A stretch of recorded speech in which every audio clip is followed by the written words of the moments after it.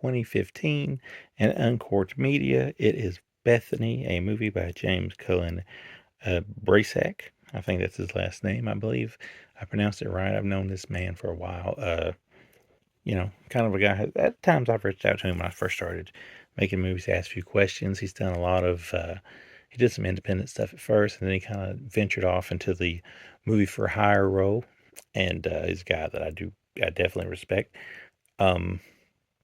Made the news a little bit a few years back with one of his movies did, and by no fault of his, but that's definitely something you could reach out there and read about if you want to. But nonetheless, here is his movie Bethany that I believe I saw on family video shelves back in the day. I believe I seen it there before they went out of business.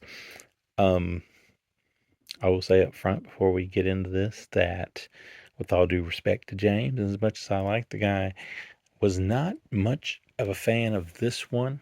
It's your typical haunted house, ghost story, white face ghost tale that we've seen done a million times over. This one does look good. I'll give that much. It looks good. It sounds good. Has a pretty good cast. Tom Green is here in a serious role. If you was alive in the 90s, you know who Tom Green is, and you know what he was known for. It's got Shannon Doherty in a role for you 90210 fans, or Charmed if you want to be a little more into the common times. And it also co-stars Zach Ward, who is in a number of this guy's movies, and I think he actually helped write this one. But Stephanie Estes, I think is how you pronounce it, is our lead lady. Nonetheless, she's moved back into her childhood home where, she may or may or not have had a traumatic past that comes back into fruition here during this one. Tom Green is kind of like their family friend, but their counselor, and he's talking to them.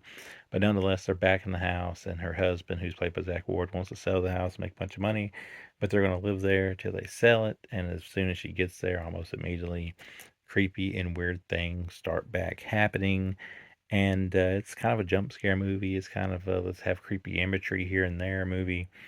And it's, obviously better at the end than it is at the beginning because, like these little haunted house, ghosty movies here, things are just slowly built till it finally overflows at the end.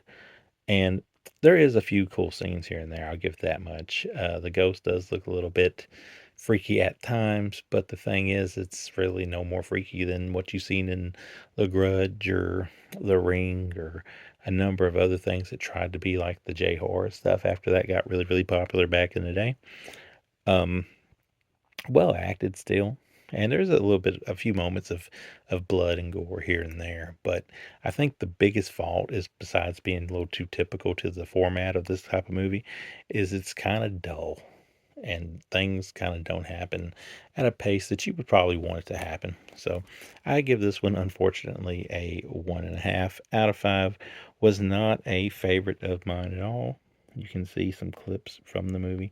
There's the lead actress there where she's looking in the mirror and some weird face stuff starts happening to her. Interesting thing to add to the back there. There is our ghost. And the movie got some pretty good accolades or quotes there, as you can see. Behind the scenes featurette and audio commentary. Yeah, it is what it is. But at the end of the day, here's the cover. It's more like a Redbox special or a family video special, and it just wasn't for me.